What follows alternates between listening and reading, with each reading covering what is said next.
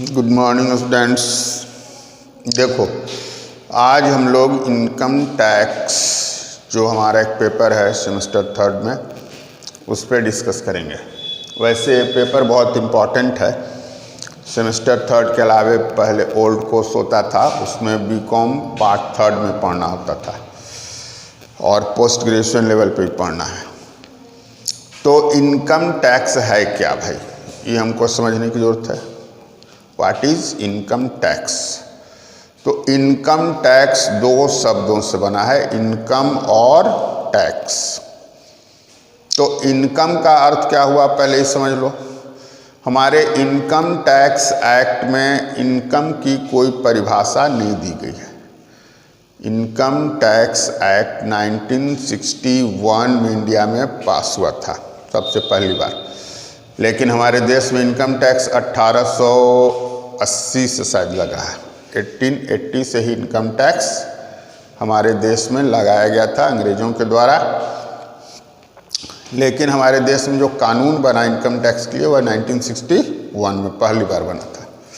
तो इस कानून में इनकम की कोई परिभाषा नहीं दी गई है। सामान्य रूप से समझने की क्या बात है कि जो हेड ऑफ द फैमिली होता है वह अपने खर्चों को पूरा करने के लिए कुछ न कुछ काम करता है, चाहे वह बिजनेस करता हो, चाहे वह नौकरी करता हो, चाहे वह खेती बाड़ी करता हो, चाहे और कोई भी काम करता हो। इसी तरह से जो फर्म होते हैं, जो भी इंस्टीट्यूशन होते हैं, उनको भी अपने खर्च को पूरा करने के लिए कुछ न कुछ काम करना पड़ता है। ठीक इसी तरह से किसी देश की जो सरकार होती है उसके भी बहुत सारे खर्चे होते हैं, उनको भी अपने खर्चों को पूरा करने के लिए रिसोर्सेस चाहिए होता है।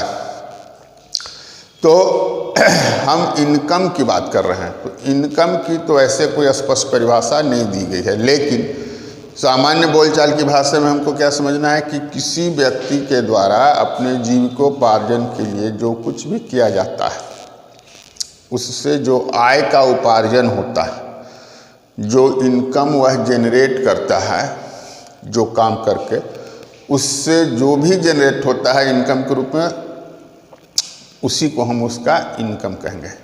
इनकम के रूप में कहने का मतलब कि जैसे तुम जॉब कर रहे हो, तुमको सैलरी मिलेगी, तुम बिजनेस कर रहे हो तो तुमको कुछ प्रॉफिट होगा, जो भी पैसा इन्वेस्ट करते हो उससे तुम्हारे पास सेल करोगे उससे तुम्हारा कुछ प्रॉफिट जनरेट होता है।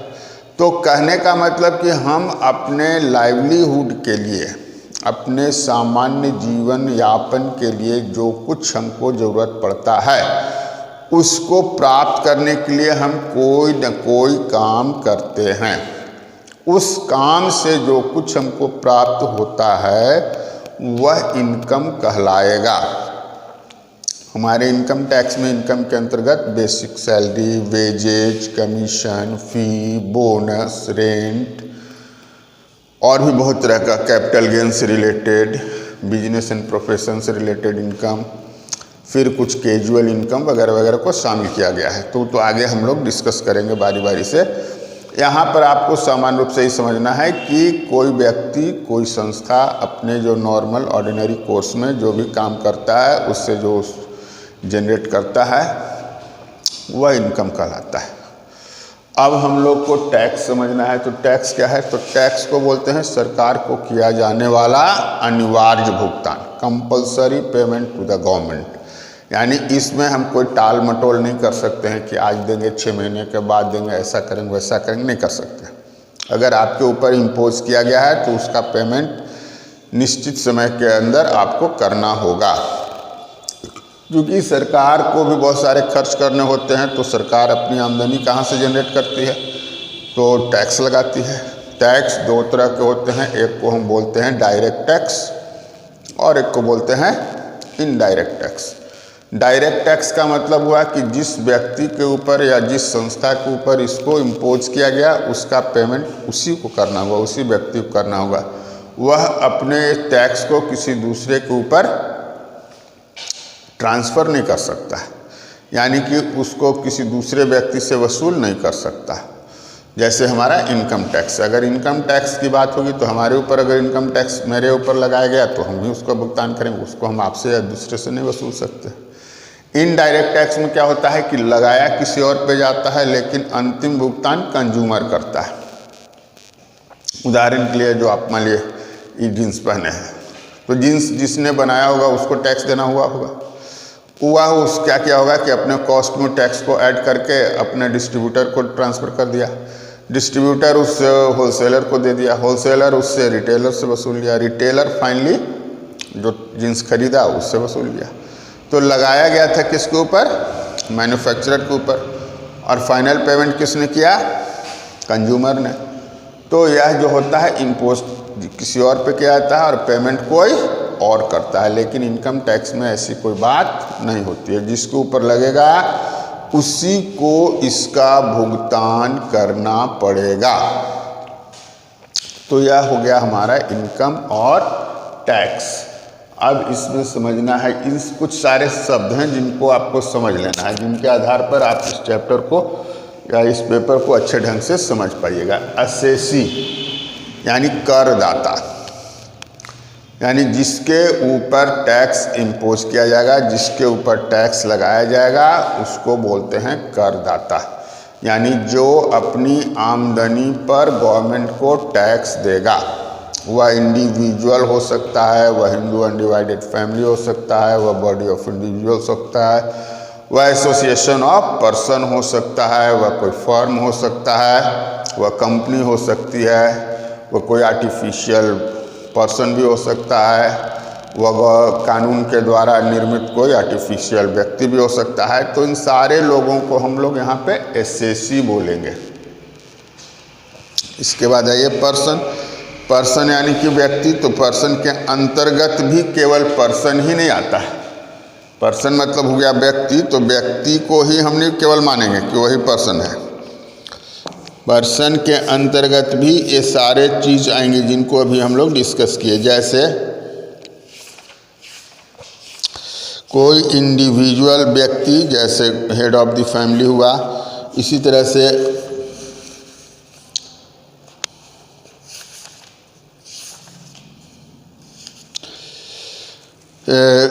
हेड ऑफ द फैमिली के अलावा क्या हो गया भाई? तो कोई कंपनी हो गया, कोई फर्म हो गया, हिंदू अनडिवाइडेड फैमिली हो गई, बॉडी ऑफ इंडिविजुअल्स हो गया। यानी जो एसएसी होता है पर्सन वही होता है। पर्सन का मतलब जिनके ऊपर टैक्स लगाया जाएगा। पर्सन का मतलब सिर्फ व्यक्ति से नहीं है।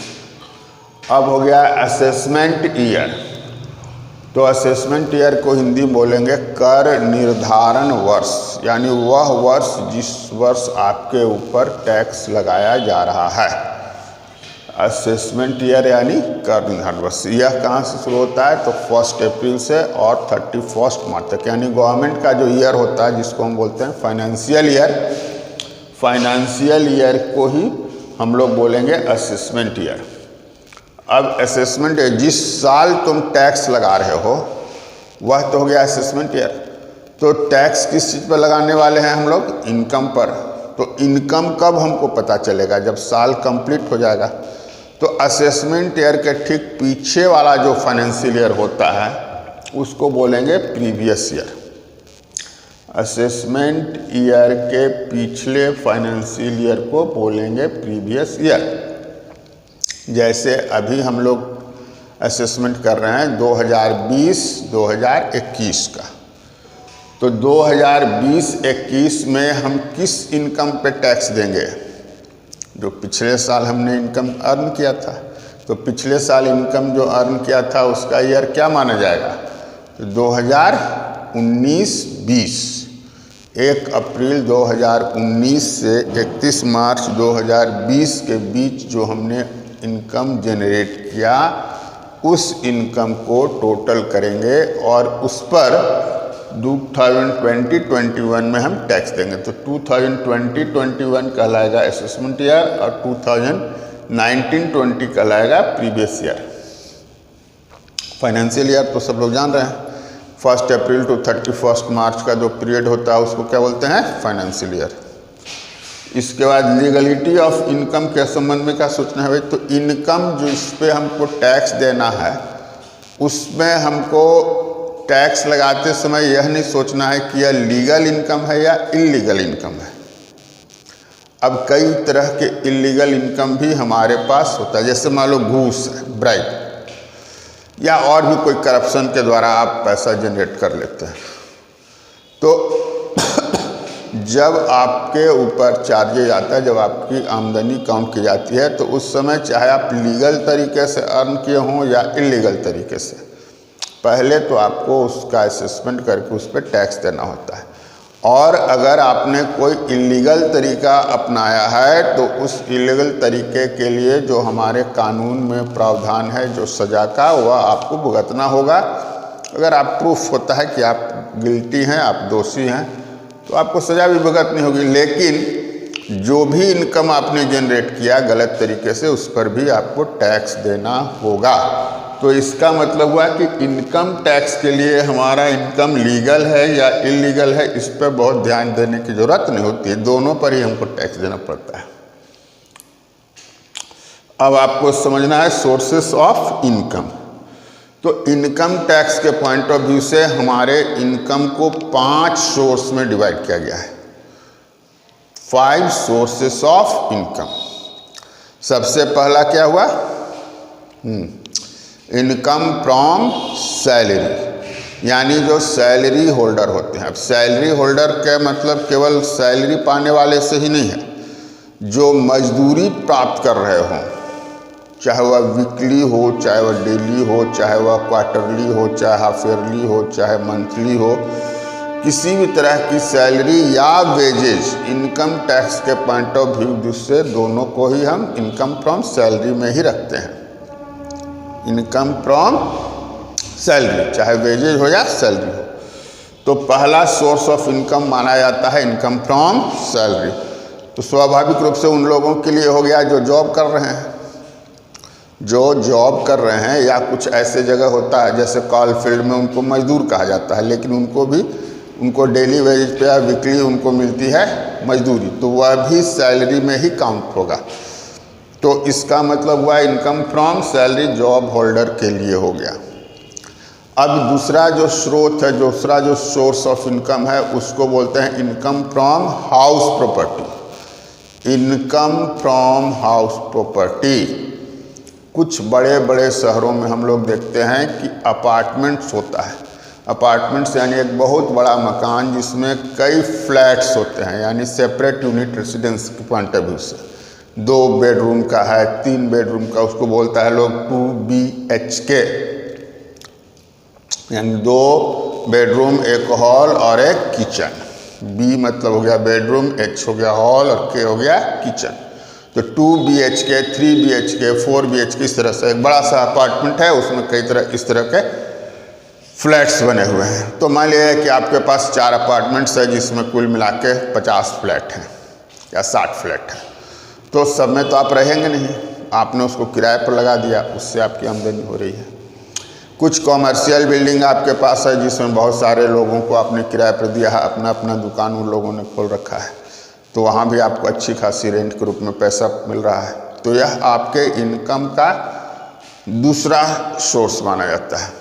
इसमें क्या हो गया? Income from house property. तो हाउस के साथ साथ अगर उस मकान से सटी हुई कुछ ज़मीन है जिसको आप किराए पर दे देते हैं, जैसे मान लो कि कोई बिल्डर है, बिल्डिंग वर्क करता है, तो अपना स्टोन चिप्स है या बालू है या ईंट है, उसको रखने के लिए आपकी ज़मीन का यूज कर रहा है और आपके बगल में आपका मकान है, तो आपने उसको दे दिया कि भाई चलो इससे 2000 रुपये हम लेंगे हर महीने, इसमें तुम रख सकते हो।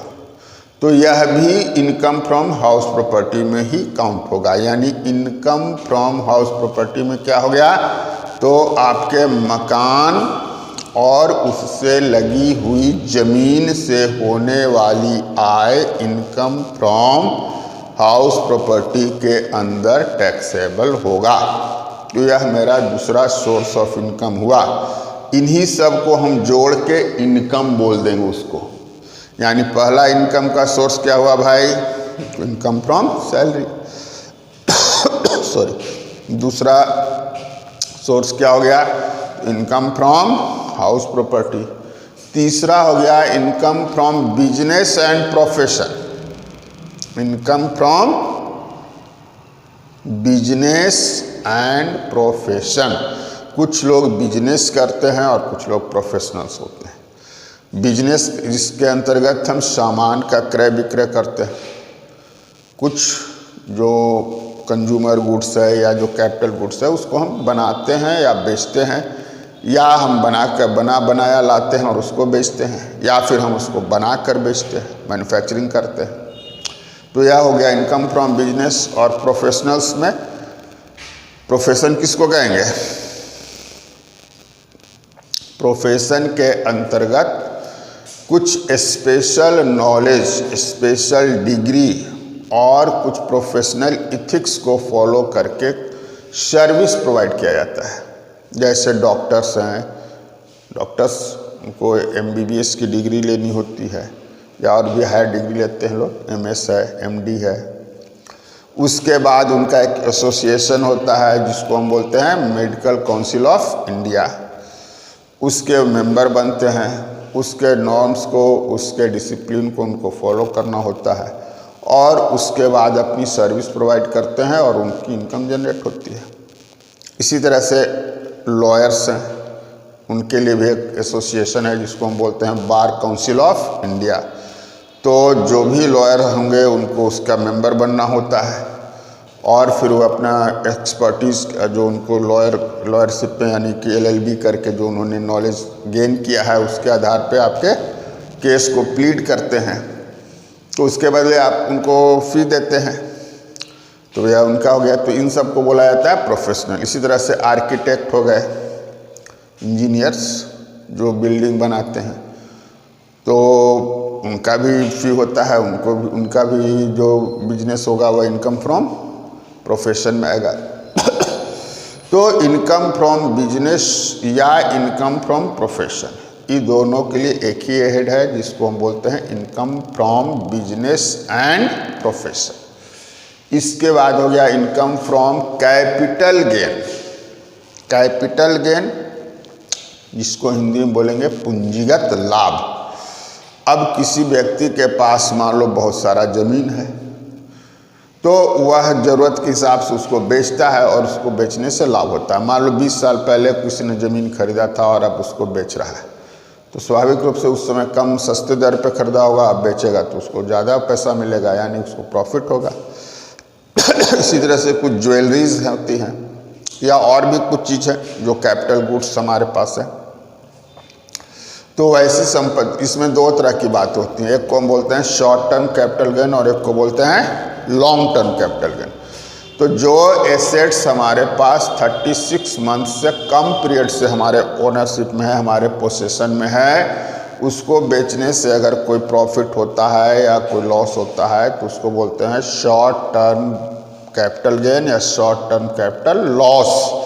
और वैसी कोई प्रॉपर्टी, कोई एसेट्स जो हमारे ओनरशिप में या हमारे पोसेशन में 3 साल या उससे ज़्यादा की अवधि से है, more than 3 years, more than 36 months हमारे पोसेशन में है, तो उसको हम लोग बोलेंगे लॉन्ग टर्म कैपिटल गेन। उसको अगर बेचने से प्रॉफिट हो रहा है तो उसको बोलेंगे लॉन्ग टर्म कैपिटल गेन, और अगर लॉस हो गया तो उसको बोलेंगे लॉन्ग टर्म कैपिटल लॉस। तो यह कैपिटल गेन जो होता है यह भी हमारे इनकम का एक सोर्स है। तो 4 सोर्स हो गया अभी तक आपका, income from salary, income from house property, income from business and profession और इनकम फ्रॉम कैपिटल गेन। अब इन चारों के अलावे भी हमारी आमदनियां हो सकती हैं, बहुत तरीके से हो सकती हैं। अब आप यहाँ से निकले कोचिंग से और जाते समय रोड पर किसी का पर्स गिरा हुआ मिल गया आपको, उसमें 10,000 रुपया है, तो यह भी तो इनकम हो गया, यह भी इनकम हुआ। आपने किसी लॉटरी का टिकट खरीदा और वहाँ से आपको कुछ पैसा मिल गया, तो यह भी आपके लिए इनकम हो गया। आपने कोई क्रॉसवर्ड पजल्स भर कर भेजा और उससे आपको पैसा मिल गया, तो यह भी आपके लिए इनकम हो गया। सॉरी। तो इसी तरह से किसी कंपनी का आपने शेयर खरीदा, किसी कंपनी का डिबेंचर खरीदा, पोस्ट ऑफिस में पैसा जमा किया, बैंक में पैसा जमा किया, तो उन सब के बदले आपको इंटरेस्ट मिला। तो बहुत तरह से इनकम और भी हो सकता है। तो इन 4 सोर्सेस का तो बिल्कुल क्लियर है कि इसमें क्या क्या आएगा। जैसे इनकम फ्रॉम सैलरी में सैलरी आएगी, वेजेज आएगा, आपका एम्प्लॉयर जो आपको डिफरेंट टाइप का अलाउंस देता हुआ आएगा, कुछ आपको परक्यूजिट्स मिलती है। परक्यूजिट्स का मतलब कि आपके पोस्ट के साथ साथ कुछ आपको गुड्स एंड सर्विस प्रोवाइड किया जाता है। इससे रहने के लिए आपको मकान दिया गया, ऑफिस आने जाने के लिए कार की फैसिलिटी दी गई, घर में काम करने के लिए हाउस होल्ड सर्वेंट्स दिया गया, आपका जो बिल्डिंग है उसके बाहर गार्डन है उसकी देखभाल के लिए गार्डनर दिया गया, आपके हाउस के बाहर एक गार्ड है ना। तो इस तरह से आपको ड्राइवर दी गई। तो इन सब को बोला जाएगा परक्यूजिट्स, और जो पैसे के रूप में मिलेगा उसको बोलेंगे अलाउंसेस। तो आपकी सैलरी हो गई, आपको डिफरेंट टाइप के अलाउंसेस हो गए, आपकी परक्यूजिट्स हो गई। तो यह सब आएगा इनकम फ्रॉम सैलरी में। यानी इनकम फ्रॉम सैलरी में क्या आएगा, यह बिल्कुल पहले से तय है कि इन सारी चीज़ों को इनकम फ्रॉम सैलरी में लिखना है। उसी तरह से इनकम फ्रॉम हाउस प्रॉपर्टी में क्या आएगा, यह भी पहले से फिक्स है। Income from business and profession में क्या आएगा, यह भी पहले से फिक्स है। इसी तरह से इनकम फ्रॉम कैपिटल गेन में क्या क्या होगा, यह भी पहले से फिक्स है। लेकिन इनकम फ्रॉम अदर सोर्सेस में क्या होगा, तो आपको यही जानना है कि जो इन 4 सोर्सेस में नहीं आएंगे वह आएगा इनकम फ्रॉम अदर सोर्सेस में। कोई भी वैसी इनकम, कोई भी वैसी आमदनी जो इनकम फ्रॉम सैलरी में नहीं काउंट होगा, इनकम फ्रॉम हाउस प्रॉपर्टी में नहीं काउंट होगा, income from business and profession में नहीं काउंट होगा, या इनकम फ्रॉम कैपिटल गेन में नहीं काउंट होना है, तो कहाँ काउंट होगा, इनकम फ्रॉम अदर सोर्सेस में। तो इस तरह से हम किसी व्यक्ति का, किसी फर्म का, किसी भी एसएससी का इनकम कंप्यूट करते हैं। 5 हेड में उसको डिवाइड करेंगे और उसका टोटल जो होगा वह कहलाएगा ग्रॉस टोटल इनकम। यानी 5 हेड का इनकम अलग अलग निकाल कर, इनकम फ्रॉम सैलरी निकाल लो, इनकम फ्रॉम हाउस प्रॉपर्टी निकाल लो, इनकम फ्रॉम बिजनेस निकाल लो। ऐसा हो सकता है कि कोई एक आदमी जॉब कर रहा है तो उसको सैलरी मिल रही है और उसका बहुत बड़ा मकान है तो उसको किराए के रूप में भी कुछ इनकम हो रहा है। अब मान लो कि उसका बिजनेस भी कुछ है तो बिजनेस से भी उसको इनकम हो रहा है।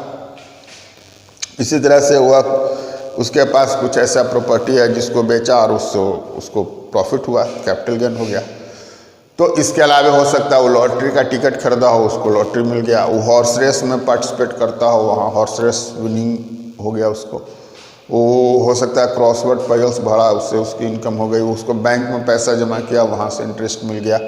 तो अलग अलग जगहों से उसको और भी इनकम हो सकता है। तो किसी भी इंडिविजुअल का हो सकता है कि सारे हेड से इनकम हो, तो सारे हेड का इंडिविजुअल इनकम हम लोग पहले कंप्यूट करेंगे। जैसे इनकम फ्रॉम सैलरी निकालेंगे, इनकम फ्रॉम हाउस प्रॉपर्टी निकालेंगे, इनकम फ्रॉम बिजनेस निकालेंगे, इनकम फ्रॉम कैपिटल गेन निकालेंगे, इनकम फ्रॉम अदर सोर्सेस निकालेंगे। सबको निकाल कर जब हम एक साथ 5 को जोड़ लेंगे तो वह कहलाएगा ग्रॉस टोटल इनकम।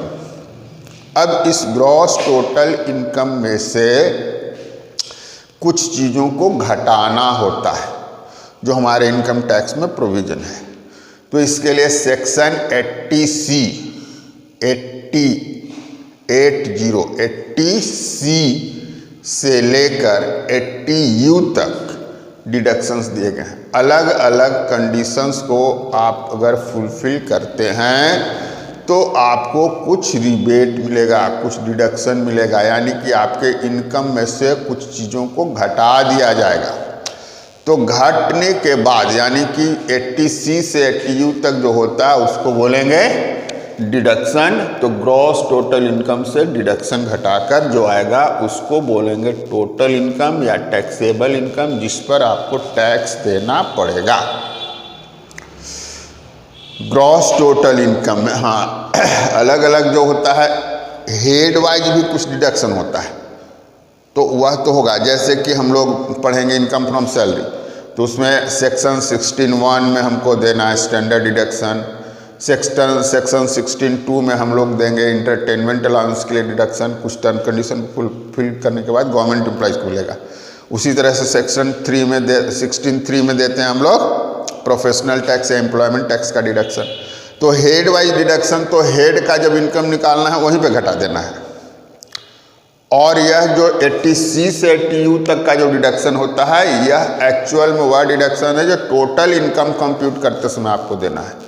इसी तरह से जैसे हाउस प्रॉपर्टी निकालोगे तो वहाँ पर सेक्शन 24(1) में हमको डिडक्शन देना होता है, स्टैट्यूटरी डिडक्शन 30% एनुअल वैल्यू होता है। जब बताया जाएगा आपको तब समझ में आएगा। तो हेड वाइज हर हेड का अपना अपना डिडक्शन है। उस डिडक्शन को घटाने के बाद जो आएगा वह उस हेड का इनकम कहलाएगा। और उन सारे हेड्स के इनकम को जब हम जोड़ेंगे तब जो आएगा वह कहलाएगा ग्रॉस टोटल इनकम।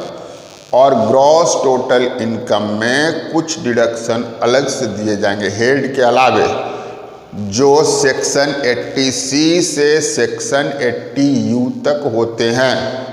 इसमें कुछ इम्पोर्टेंट होता है, 80C इम्पोर्टेंट है, 80G इम्पोर्टेंट है, डोनेशन वगैरह के लिए होता है। इसी तरह से 80I इम्पोर्टेंट है, 80U इम्पोर्टेंट है, 80D इम्पोर्टेंट है। तो बहुत सारा है, लेकिन उसमें 10-12 जो है इम्पोर्टेंट, आप उस पर डिस्कस करेंगे हम लोग। तो इन सारे डिडक्शंस को हम लोग ग्रॉस टोटल इनकम से घटा देंगे। घट कर जो आएगा वह कहलाएगा टोटल इनकम। और इसी टोटल इनकम पर हमको देना होता है टैक्स। हाँ, टैक्स का रेट हर साल हर जो बजट सत्र में जो पास होता है, पार्लियामेंट में बजट समझता है ना, तो हाँ, तो बजट जब पास होता है तो उसमें रेट फिक्स होता है। हमारे देश में स्लैब सिस्टम है कि 5 लाख तक कोई टैक्स नहीं लगेगा, इसके बाद 5 लाख से 10 लाख, 5 लाख से 7.5 लाख, इस तरह से अलग अलग स्लैब बना हुआ है। उसमें भी फिर है कि एक सीनियर सिटीजन के लिए अलग होता है। तो इस तरह से वो सब आएगा समय आने पर। तो अभी हम लोग यही जानेंगे कि ग्रॉस टोटल इनकम से जब हम डिडक्शंस को हटा देंगे तब जो होगा वो टोटल इनकम कहलाएगा, या इसी को टैक्सेबल इनकम कहेंगे। और इसी टैक्सेबल इनकम पर हमारे जो प्रिस्क्राइब रेट है उसके हिसाब से टैक्स निकाला जाएगा, और वही टैक्स इनकम टैक्स कहलाएगा जो आपको पे करना होता है। तो आज आप लोग इन बेसिक चीज़ों को समझ लीजिए। इनकम क्या है, टैक्स क्या है, एसएससी क्या है, पर्सन क्या है, असेसमेंट ईयर क्या है, प्रीवियस ईयर क्या है, legality of income, source of income वगैरह वगैरह ही हुआ। अब नेक्स्ट जो क्लास होगा उसमें आपको इनकम फ्रॉम सैलरी से स्टार्ट करेंगे। Income from salary. तो आज इतना ही, थैंक यू।